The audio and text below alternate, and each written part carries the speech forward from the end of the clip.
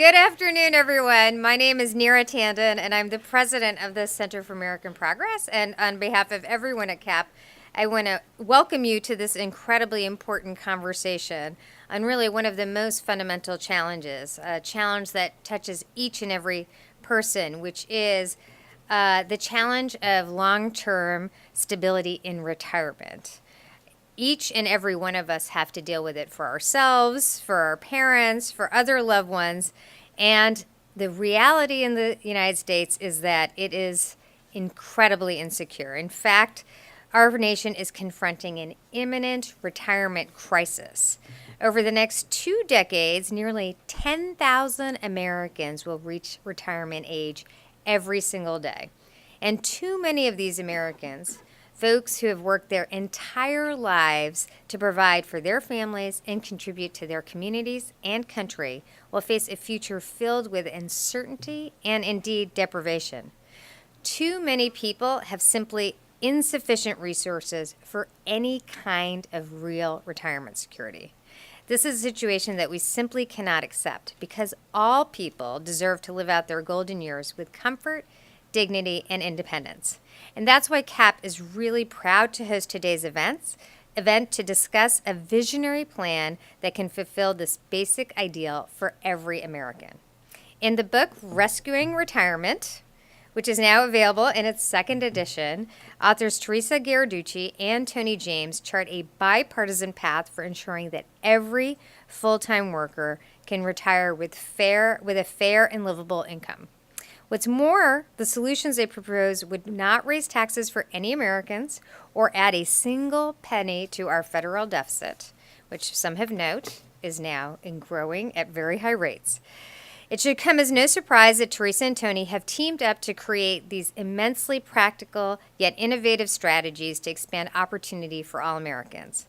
As one of America's most distinguished experts in retirement security, Teresa has spent her entire career advocating for pension reform and for the rights of every worker.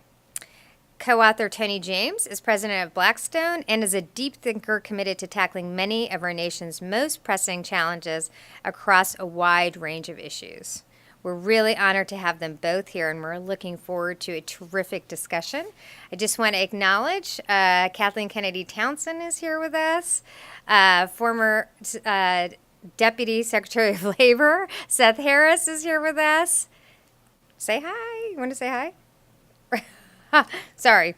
And now I have the pleasure of turning things over to Christian Weller, professor of public policy at the McCormick School at UMass Boston, and a senior fellow here at CAP, who will moderate today's critical discussion. Thank you very much. Christian?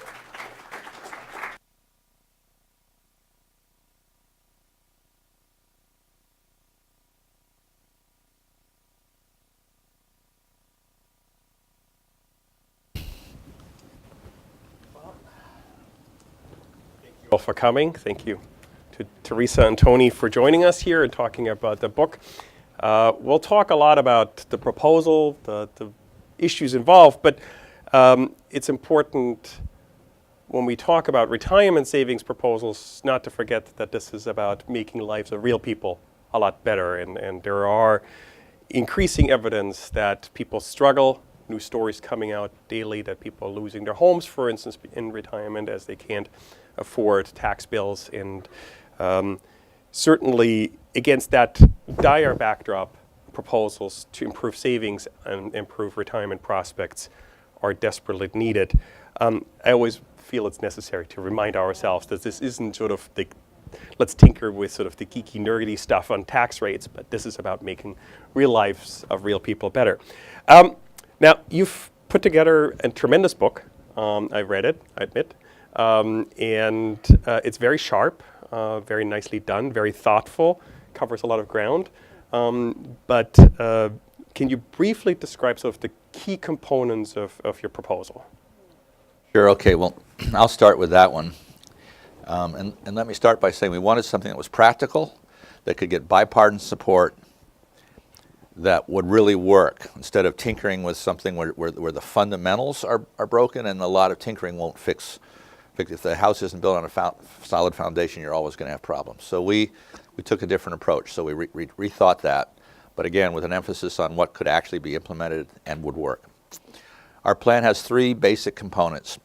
First of all, we set up an account for every worker in America. Part-time, full-time, CEOs, Uber drivers, it doesn't matter. Everyone gets a guaranteed retirement account. Into that account, they contribute 1.5% of all their earnings. They're obligated to do that. I'll come back to that. And the employer, whoever that employer may be, matches it with 1.5% of their earnings. That 3% goes into the account every year for the first day they work. That timing is very important, as we'll come into, because I think there'll be questions about why is 3% enough. 3% is much lower than most people thought, and there's a few reasons why that works, and that's one of, I think, the kind of like, interesting points of our plan. To defray the cost for median income workers and below, who, even if they want to contribute, they live paycheck to paycheck, they don't really have the money to save, we redeploy an existing tax deduction, which is for 401k contributions, and that's $140 billion a year with state and federal governments. We redeploy that into an up to $600 credit per year that offsets median income workers and below's personal contribution to the GRA, the Guaranteed Retirement Account. So for those workers, median and below, it's pretty much free. It doesn't require savings they don't have. That's another important element. Just a note on the 401k deductions. We know that wealth in this country is skewed. We know that income in this country is skewed. 401k deductions are skewed even more than those things. So the top 1% of beneficiaries from the 401k deduction, 1% of the people get 43% of the total tax benefits. It's hugely skewed. So we redeploy that into up to a $600 credit for everyone. Rich people, poor people, everyone can get that. So that's step 1 of the plan. Step 2 is those accounts, they're your account, you own them, you can see it every month, the government can't touch it, it's not part of the government assets, they're your assets. And those accounts are pooled, managers you select, and that are approved and qualified to do this, and they're managed like pension plans. In other words, you get all the benefit of the most sophisticated asset allocators and most sophisticated investment products. And you can earn, those accounts can earn like defined benefit plans, not like 401ks. 401ks earn 2 to 3% a year. Pensions historically have earned 8.5% a year. And part of that is the ability to have a long-term perspective, get access to the best managers, invest in illiquid products and things like that. So the second key part of it is pooling and investing it like pension plans. So you get higher returns. Compound higher returns over a 40-year career, and it makes a very big difference. The last and the big part of the plan is when you retire, you don't get a lump to go buy a boat. You get a government guaranteed annuity for the life of you and your spouse to give you, no matter how long you live, no matter what your health care expenses or other things, you get guaranteed lifelong income for you and your spouse and from the federal government. So it's a very efficient annuity without a profit motive baked in and without any cost baked in. So, and those annuity payments are paid using the existing Social Security payment system. So when you get your Social Security check, it's just a bigger check. No new government bureaucracy, no new computers, no new nothing. It's just more money to the beneficiaries for as long as you live. So those are the outlines of the plan. Now, given that your proposal includes basically a 3% contribution relative to payroll, 1.5% from the employer, 1.5% from the employee, one question that comes to mind is, why not just simply beef up Social Security, given that the long-term shortfall is close to 3% of payroll? Yeah, so one of the differences of the first edition with this edition is adding a small little chapter on exactly that question, Christian. Why not just expand one of the best programs we have on the planet, and at least in this country, to secure people's retirement? Well, we all know it is a foundation for retirement security. It was always meant to be a foundation for retirement security. It barely replaces enough income for the very lowest income workers, and it provides really only a basis for middle class and above workers to to even have a chance, to replace their pre-retirement standard of living. And if we were in a world where all workers, got a pension plan from their employer and it was run, as well as defined benefit plans, then we wouldn't need this plan. But what has happened in the last 40 years is that people have lost their supplement, and people without a supplement have lost their hope for a decent supplement. So we agree, as we say in the book, that we need to make sure that Social Security pays its full benefits, when they're due. So we probably need to expand the payroll tax, or either by lifting the base or increasing the payroll tax. So we need an expanded Social Security system, and we need to replace what was lost, which was a decent supplement to Social Security. There's one way to describe our program. It's a supplement to Social Security. And if the name wasn't already taken, we probably would have called it Social Security Plus. But what it does is help everybody accumulate enough. It helps people invest it well, and it helps people deaccumulate it in a way that people want their pension income, which is a stream of income for the rest of their life. Another way to say is they do different things, and we need both. Social Security provides a safety net, a rock bottom that you can't go below. But for many working Americans, well above the lowest income levels, they're still not saving enough. All the way into second quartile earners, they're still not saving enough. And for them, when they retire, to be able to maintain their lifestyle, they need more than Social Security. And that's what our plan provides. Now, let me get back to the specifics of the proposal. I talked earlier to Teresa, and you're comfortable with the term mandatory participation. Yeah. We used to dance around and with various semantic acrobatics calling it universal or automatic, but mandatory is the word we're going to go with because it's more accurate. Other proposals, as you know, the one that my colleague David Madeline has developed, often allow for an opt-out option. You decided not to have that. Can you explain your thinking around that? Yeah, do you want Go ahead. Look at opt-out is tweaking. I think we might have written an article, you and me, about how wonderful it would be to have, automatic enrollment and then this ability to opt out. And research has found that actually people do opt out.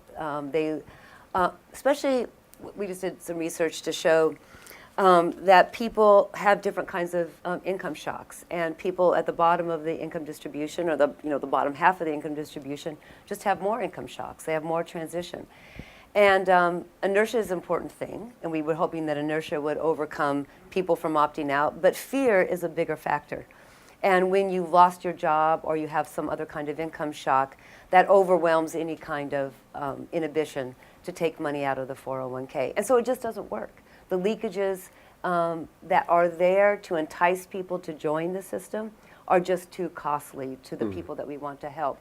So if you just mandate participation like you do in Social Security, then that's the only way you can effectively, actually, pretty cheaply get people to where they need to be, which is about a 65 to 70% replacement rate at retirement.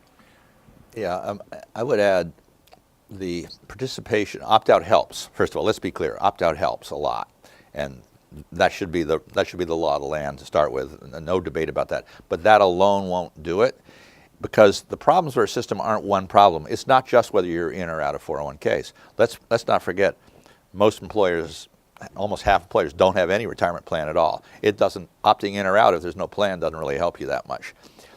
Once you retire and you've accumulated your 401ks, figuring out what to do with it wisely to prepare for retirement when you don't know how long you live, what your expenses are going to be, or anything else. That's a very complex problem that most people aren't able to deal with. The other thing is, as Teresa says, people have a way of invading it for needs or desires, which is very destructive in terms of fees and saving and everything else. So even if the opt-out worked better, it still wouldn't be enough. So that's why we went all the way. And if you can opt out and you've still got some of the other things, you're still forced to be in very liquid instruments and earn lower returns. And the whole thing, there are lots of other problems that aren't addressed by opt-out. Now, let me push you a little bit on this mandatory issue and then take it a little further. I hear you and agree with the fear factor that it has basically two components, as we know. One is people may not participate to begin with or opt out, or people take money out if things go wrong and then stay out rather than coming back in. But that could potentially also result in political opposition to your kind of proposal, saying like, you're taking money away from me for the next 40 years that I may need next week to pay my bills. And so that leads me to ask a little bit, I mean, we've described it now as a bipartisan proposal, but have you looked in the public opinion research that you did and the focus groups you did about the politics, like who likes it, who doesn't? It cuts in odd ways as far as I can tell from other research. Okay, well, I'll start. Maybe Teresa chime in. Remember, by definition, the median and below is half of America, and for them, it's essentially free. It's mandatory, but it's free because our tax credit reimburses that. So it's very hard to see how it's a gift. It's very hard to see how people are going to object to that.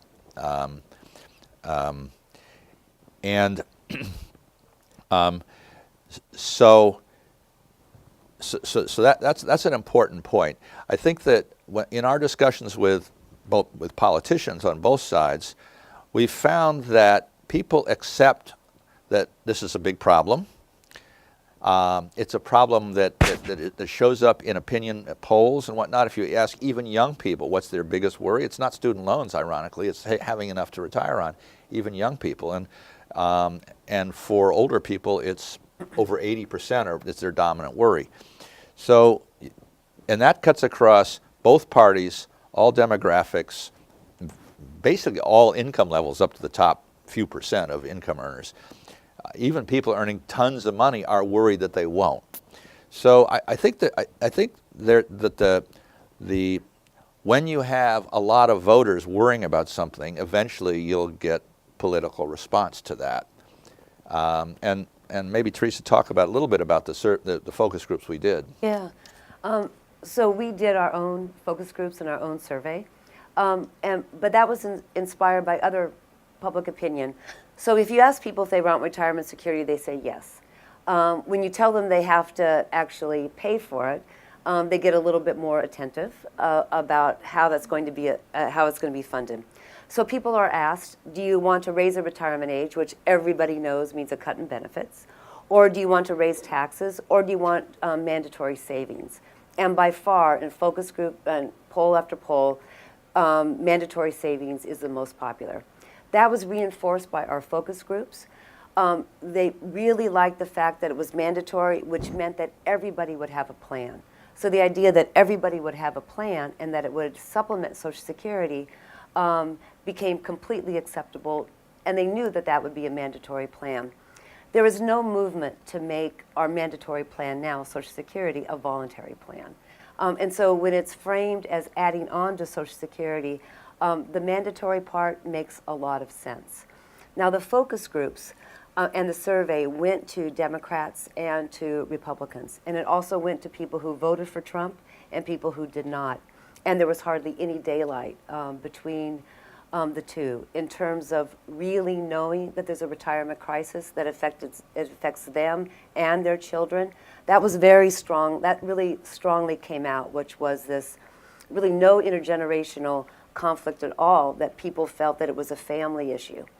And that the idea that everybody would have kind of a fair and a transparent plan that added on to Social Security was a plus to the system. And people bought into the idea that it's okay for them to be forced. They didn't think like, okay, I'm doing fine, but my neighbor isn't. Everyone felt that they would have done better if they hadn't in the past dipped into the plan. They know that that they would have been better off if someone had forced them to do it when they were in their 20s.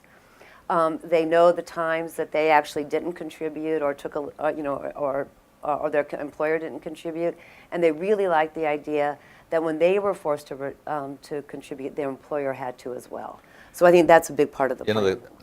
The focus groups look specifically at our plan with a lot of kind of harsh words. Do you realize it's forcing you to do this, and so on and so forth, and are you supportive of the plan? And interesting, for that kind of plan, it's hard to get a big majority, but But 74% of all Republicans were in favor of the GRA and 71% of all Democrats. So it's a hugely positive. And then there was some that weren't sure, and the opposed were very small. So the mandate wasn't the problem. Okay. Just one thing, Sure. and this adds on to some of the work that David Madlin, your colleague here at CAP, has done, that a big part of our plan, and we built this in, was that retirement security was a shared responsibility. That it's not just workers like we are on our own now, with the 401k system, and it's not just employers, and it's not just the government, but it's really all three. And so our plan very specifically has all three actors contributing to what will be a very big cost if we don't do anything now. So in our focus groups and in the survey, people understood that retirement security wasn't free, and among all the other options, this was by far the best one. Thank you. I want to come back to something Tony already alluded to, and that is potential criticism of a relatively low contribution rate. I mean, it's a 3% combined. David Madlin's proposal, I think one of them calls for 9 to 12%, which is more sort of akin to what Australia has. How do you justify in this world where people are pushing sort of 9, 15% annual contribution rates? Why don't you talk about what our goal is, and I'll talk a little bit why we yes. think this works. All right, so I think we all agree that we want to not make people rich in retirement, but we want to replace their pre-retirement living. If you worked all your life, right at sort of middle class, the expectation is that you would stay, in the game as a middle class, retiree. So with that in mind, we just did the math. If you start early and you save 3% and you get our assumed rate of return, and Social Security doesn't fall even further, you reach that 65, 70% replacement rate. It's not 100%, it's not 110%, but it is that basis. And it's especially important for the vast numbers of people in the middle class that 3% continually saved, starting early, actually is enough. So, yeah, put a little meat on those bones. Yeah. It doesn't work for people that are not very employed and don't accumulate a lot of hours. Unfortunately, that they need a different kind of program, and they're primarily relying on Social Security. And it doesn't work for very wealthy people. You're not gonna replace a very extravagant lifestyle. It does work for the vast majority of working Americans, however. And the keys are a few. First of all, because it's mandated, as you pointed out, that means from the time you earn your first dollar, you start to save. So you save a long time. You save a lot longer. You start saving, let's just say, in your early 20s, whereas most people start significant savings for a 401k in their mid-30s. That's an extra 14 years of savings and an extra 14 years of compounding of income. I don't know what David assumed in when people started saving, but the beauty, the power of a mandate is right from day one, you have to save. And you're, of course, given the money in your low income years to afford to by the tax credit. Secondly, because of the way we have these assets managed, i.e. like pension plans, we're assuming, even though pension plans have historically, on average, earned 8.5% over 5, 10, 15, 20, 25 years, almost any holding period, we assume going forward they can earn 6.5. This can earn 6.5. Most 401ks, and many other studies I've seen assume a 2 to 3% investment return. Well, interestingly, if on a dollar with the same saving period, if you put David's 10% in there and it earned 2.5%, it would accumulate to $10. 3% compounding at 6.5 accumulates to $12.5. So we end up with more, even though we put less in, and that's the power of investing. It's the power of investing well. And there's some other benefits about that kind of investing, because that's money that gets plowed back into the economy in ways that I think will have some economic benefits too, but we won't get sidetracked on that. So, I think the numbers are robust at 3%. Well, let me follow up on the rate of return assumption, since that comes out of investment choices that would be made in the pooled investment. Your proposal creates a new category of pension allocators that would manage the pooled investment. In the proposal, you're very confident that over long periods of time, you would get to 6.5%. The fees would be very low. That is obviously an issue, both from the economics, but also from the politics, the fees. Can you talk a little bit about how this actually would work? Why you're confident that the fees, that the rates of return would be relatively high with 6.5, higher than in the 401k world, as you said, and then also why you think the fees would be defensibly low? Okay, well, Start with that. so the administrative fees of a 401k average about 0.6% a year. So if you're only earning, if markets are giving you public market, and you're required to invest in public markets that have daily liquidity. Most studies on forward returns say that different public instruments, government bonds being 2.5%, equities being 5%, high yield and investment grade bonds and other securities generally in that ballpark. So if you mix public securities that are, you're not going to get more than 3 to 4% gross. You take off your administrative fee of 0.6%, and then many people with 401ks have financial advisors which get paid a cumulative about $17 billion a year to provide advice to 401k and IRA people and whatnot. That's very hard to earn much return. And so we look at the pension model, or insurance companies, or endowments, or foundations, or where you've got professional managers. Yes, they're investing in some public securities. They're also investing in different private securities. This is something I know a little bit about, and they're able to drive that kind of, as I say, 8.5% historically.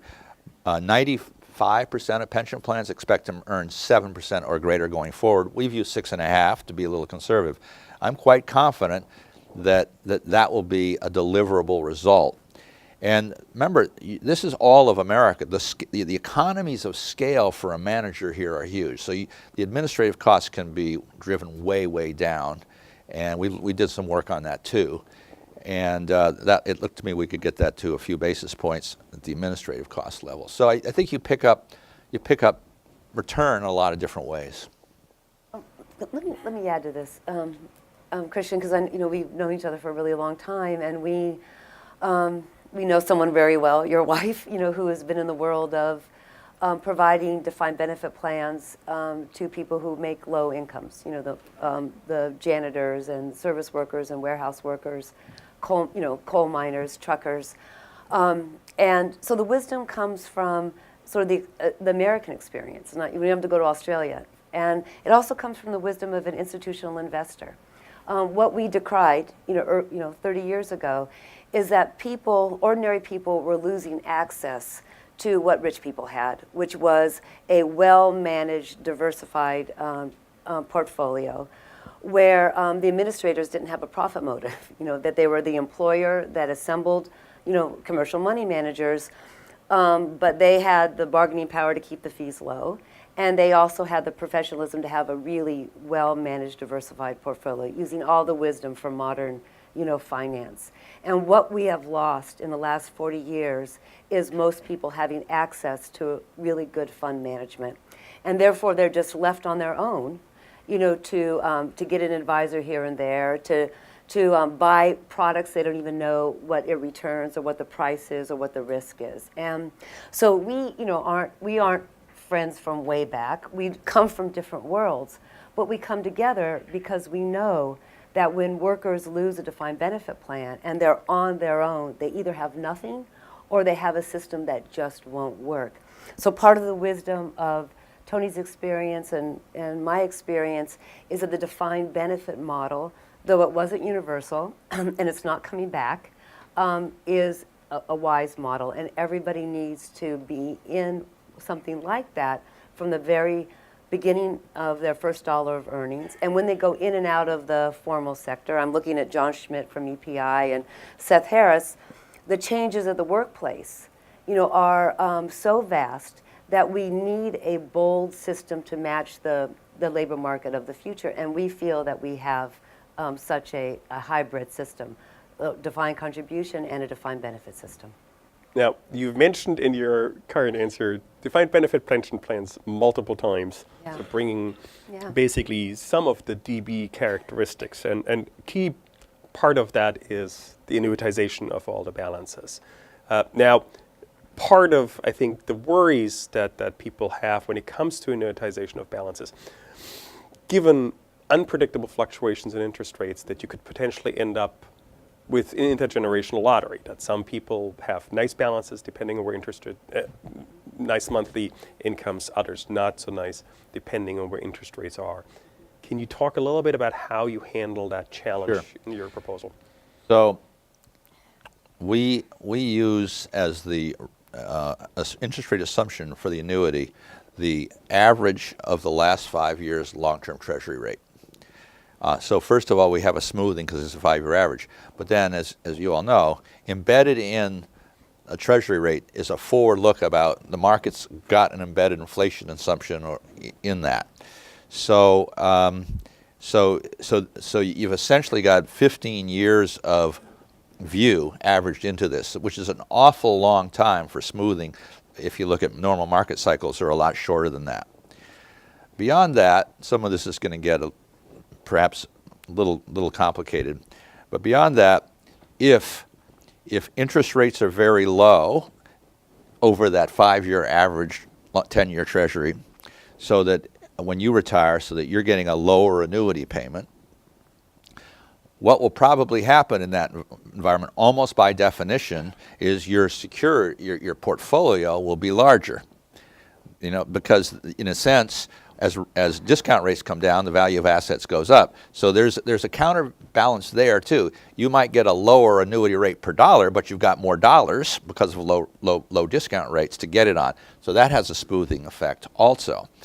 And then finally, the person that retires with very high interest rates at a time may get a higher payment, but probably they're also facing more inflation. So again, I think there's a lot of these things that actually balance them out. So I think it'll be quite stable in terms of the net welfare adjusted for inflation, rates, and values, all three dimensions, that will be pretty consistent across people. And so I think again, the plan is very robust on that.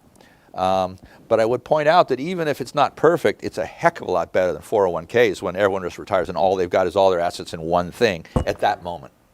No, so it's a vast improvement regardless. I wanted to dig into the details of your proposal, not necessarily take a big whack. Okay, but there has to be some alternative. Yeah, no, I appreciate that.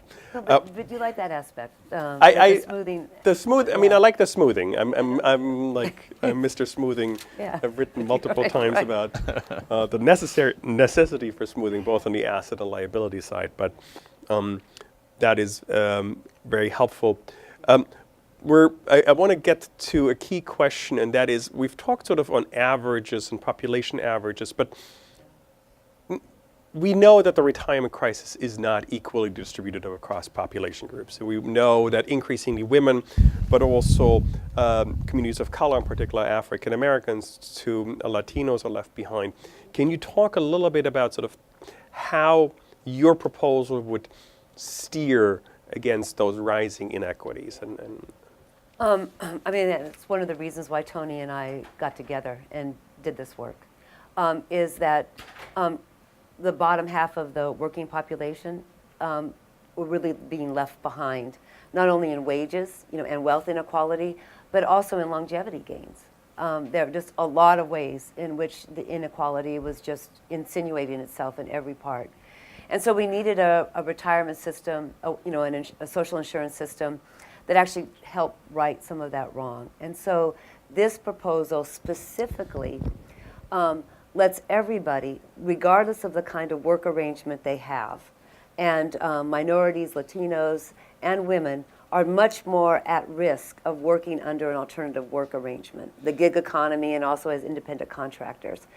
Under the current system, if you are in those kinds of alternative work arrangements, you're out of the game. You're not saving beyond Social Security. So our system makes sure that those communities, while they're working, are accumulating basic retirement security.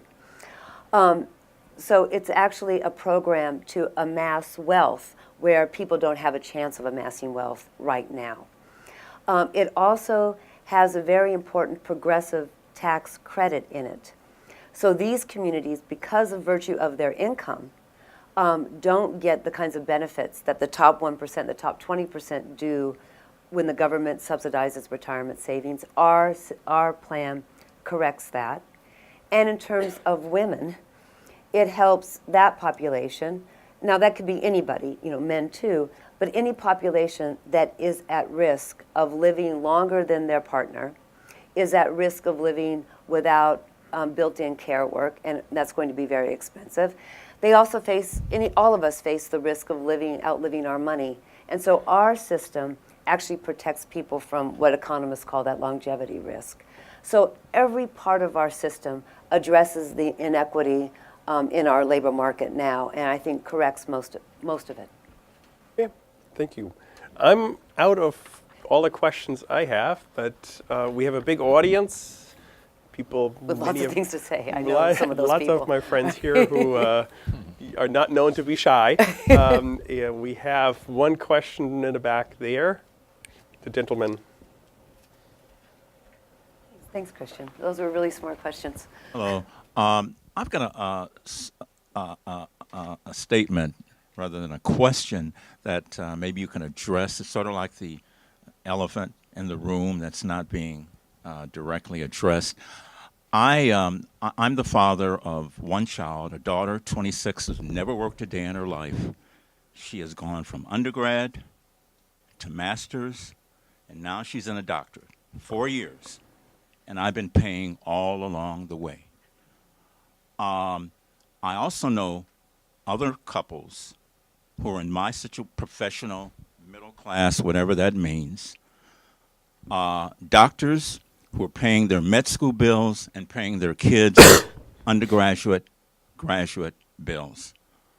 Now you could say this is a choice, but people I know, unfortunately, for whatever reason, they feel obligated. Even the middle class, which you talk about, who are financially savvy, and I like to think I am. I've got Vanguard, mutual funds, low fees, all of that.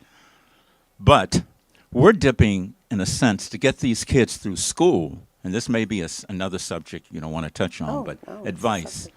We're dipping into our retirement to get these kids through school. What do you say to someone like me? Don't. And also, our plan recognizes that it's not just job loss or a health shock, but it's also an obligation to family members, especially our children. Mothers are usually more susceptible to take money out, to fund their children. Here's a father who's done the same thing. What's good about Social Security and a defined benefit plan and our plan is that it's untouchable. And if you want to help out your kids, you have to draw from other resources. Tony, do you want to add to that? Well, let me just start by saying there's a lot of ills in the world that our plan can't solve. It's trying to get at one specific issue, really, and that problem is a tough choice.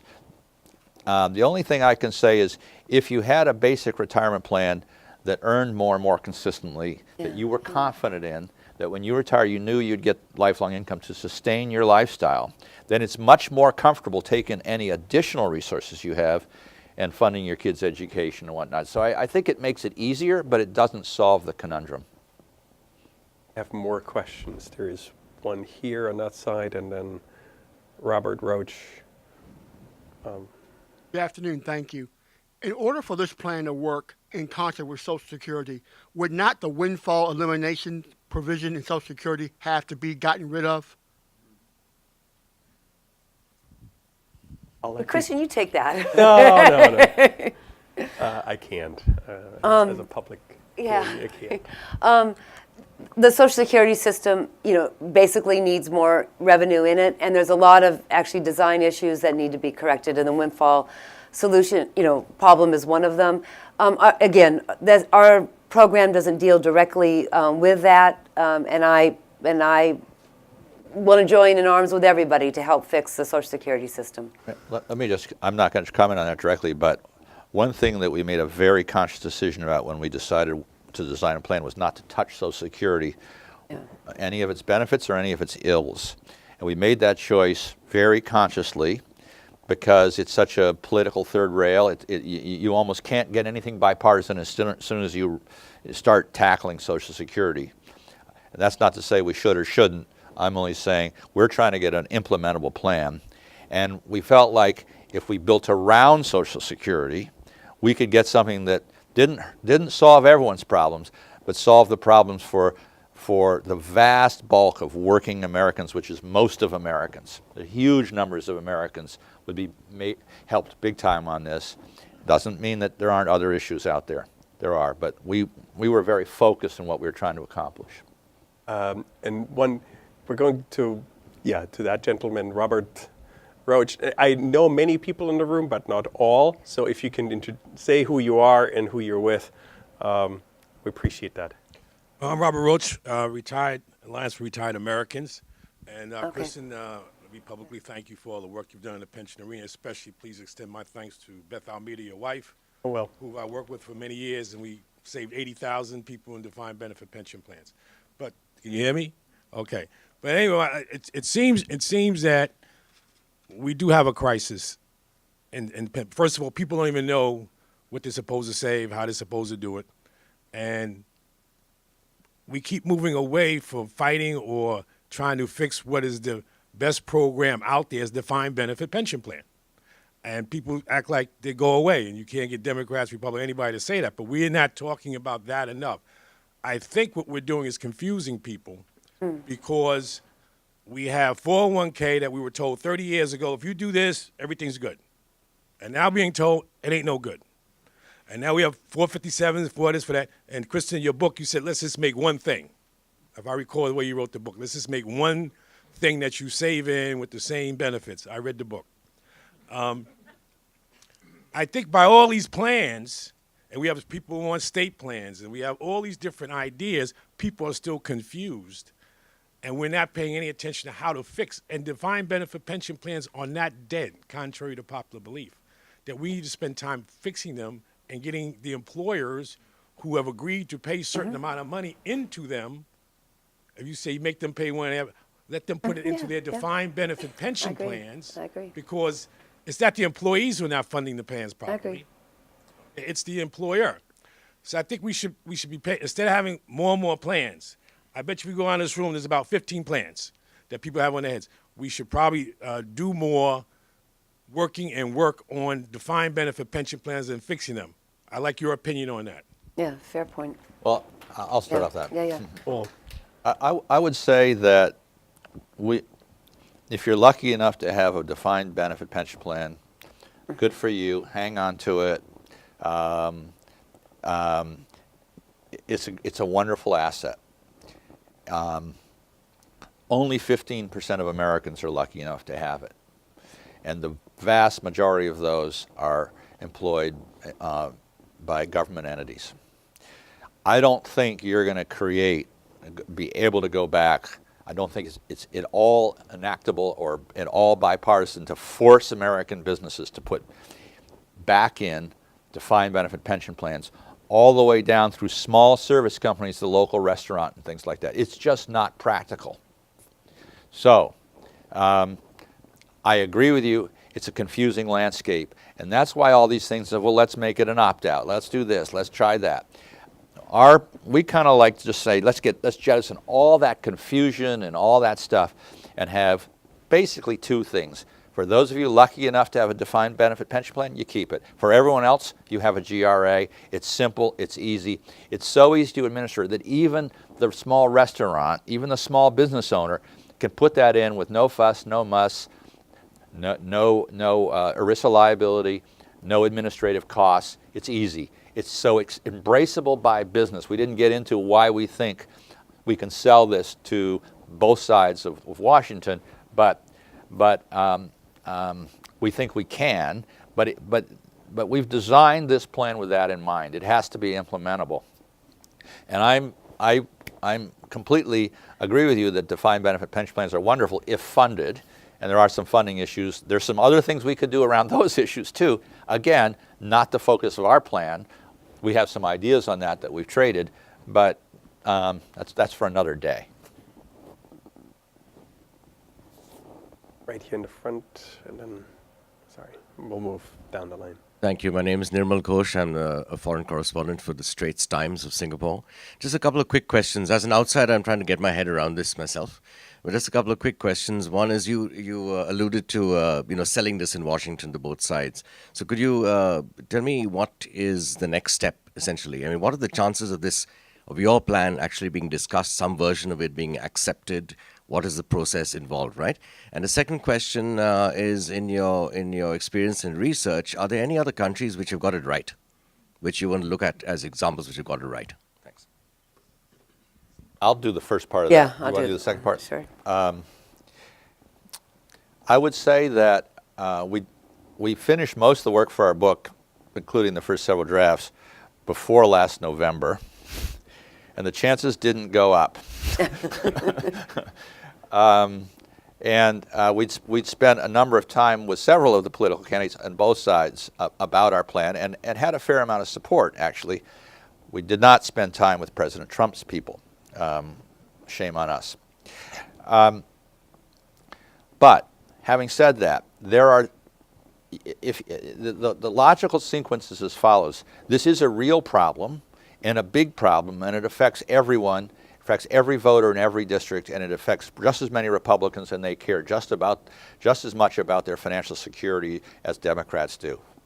Point one. Point two, it really bites with old people. Old people vote. They have a lot of political power, and many of them are more conservative voters. Not all of them, but many of them are. So there's a lot of very influential Republican organizations around, of course, elderly issues. Number three, it's just a matter of time before we have to face this. And if we don't face it, the alternative is going to be much, much higher taxes or huge amounts of social deprivation, neither of which is an acceptable outcome frankly, to either side, I don't think. So here's a plan that you get to it. You get to something where we have to do something, and even in Paul Ryan's A Better Way, which is an extremely detailed set of policy proposals. On retirement, he says, we have a big problem in retirement, and we need a plan. Every other item in that whole, 10-page book, he has a specific prescription. Here, he just screams at the need. Mm-hmm. So it's not like it's not perceived there. So I've spent a lot of time. We spent some time. I spent a lot of time with Republican politicians, and they get that. And while there's some things they don't love about it, the alternative is much worse. And there's some things they do love about it. It's not government money. It's your money in your account. You own it. You control it. Number one. Number two, it's not a huge amount of burden on employers. It's 1.5% of labor costs. Labor costs typically are 30 or 40% of costs of a company. Less than 0.5% of revenues. Not a big burden, and offset by lower administrative costs, less government intrusion, et cetera, et cetera, et cetera. No ERISA liability, all those kinds of things. So they like that. They like the fact that it's deficit neutral. We're solving a big social problem without it being an entitlement, with no new bureaucracy, no new deficit, and no new taxes. So there's a lot of things that if you buy off and there is a problem and it affects my voters and I'm a Republican, there's a lot of things like this is like the least painful solution I can come up with. So I think we have a good shot at selling it if we can get Washington to stop focusing on the crisis of the moment, whether it's the shutdown of the government or North Korea or one thing and another, and make this the issue of the day. Yeah, on the bipartisan issue, I was on the Bipartisan Policy Center's Commission on Retirement Savings, and though we disagreed on partisan lines about Social Security, that commission's report agrees on the need for a federal national mandatory system. Second, the only presidential candidate that directly talked about solving the retirement crisis beyond Social Security was Marco Rubio. Early in the campaign, he said, why don't we just have pensions for all? Everybody could be in the federal plan. Third, the big momentum in the United States is screaming for the need is the of 34 plus states that have either implemented or are considering a statewide pensions for all secure choice plan. That reminds me of 1934 when 23 states had something like an old age security plan, and then boom, when the time was right, when the stock market fell, we passed a federal social security system. And fourth, other countries that we look to, the world looks to, is actually one of them is Singapore, where everybody has to advance fund their pension into a giant sovereign wealth fund, as you know, which is used to help finance housing and other kinds of goals that people need a wealth for. So we are quite optimistic. This is our strategy, is that we have a really implementable, practical, well thought out idea right there on the shelf. And when the political time is right, there will be something that people can turn to as a national comprehensive solution. I think the Australia is another good example where it started off with a very small percentage of earnings that people had to put aside. And once they saw their accounts, their money growing, it became very popular. And there have been 3 increases, and it started off with a few percent. It's up to 12% now. So I think there's the potential for these to become extremely popular, this plan to become an extremely popular plan, as well as an effective plan. I got the sign to have for one more question. Oh, no, who wins? Let Josh. She's passing off her. To Josh. Josh Scott, can you just introduce yourself? I'm Josh Gottbaum, affiliated with the Brookings Institution Retirement Security Project, and everything else. and chair of the Maryland Small Business Retirement Board and a few other things. I'm obviously a huge fan of this proposal, but I have a political/policy question. There are lots of people in this room who, when it came to healthcare reform, discovered that taking on an entire industry at once made it much harder to advance. Your proposal, for reasons that I understand, essentially takes on the existing purveyors of 401ks. And so my question is there a way to implement your proposal that has in effect a public option that doesn't require everybody to give up their 401ks in order to get it? Yeah. So, Yeah, good question. we've been asked that before. But let me start by saying, in vetting our plan, one of the things I went to the major asset managers in the country that manage 401ks. Guess what? They love this plan. And in fact, I don't know if any of you saw the letter that Larry Fink sent out to every CEO in America, and he said, and in the letter last week, I think, 2 weeks ago, in the letter he said, it's not good enough for companies to just earn money; they have to be positive contributors to society. You know, that's like that or not. But the first thing that he most highlighted was the retirement security issue. And so I think there are constituencies that are heavily benefit from 401ks that would be very much behind this plan. Most particularly the big asset managers and securities firms and so on and so forth. The real power. The one constituency that is the big loser here are the financial advisors that frankly give, generally speaking, not the best financial advice to unsophisticated customers on a one-off basis. As a result, the fees are large in relation to the economic benefit. And I don't think that's a whole industry. It's a little narrow niche of an industry. Having said that, yes, we can put our plan in and retain 401ks for the people that want to retain them. We can do that. That can be. I think inevitably people will move over in droves, but yes, we can start that way. It's the path of least resistance, and I actually think we had that in the book, although I can't remember. We certainly talked about it enough as a way to do it. No, they can keep it. And there's a lot of reasons to do it. We talked about being able to freeze your 401k and put new money in the GRA. Yeah. We talked about being able to port your 401k into the GRA. you can keep your 401k and put new money into it, except that you don't get the tax benefit anymore. So, yeah, we can, I think, ease the transition and make that much more politically palatable. With that, we're at the end of our allotted time. Please join me in thanking our panelists. Thanks, Christian. Thank you. Thank you. And I know the authors are going to be around for a little while, signing books, giving away books, if I understand that correctly, and answering any questions you still have. All right.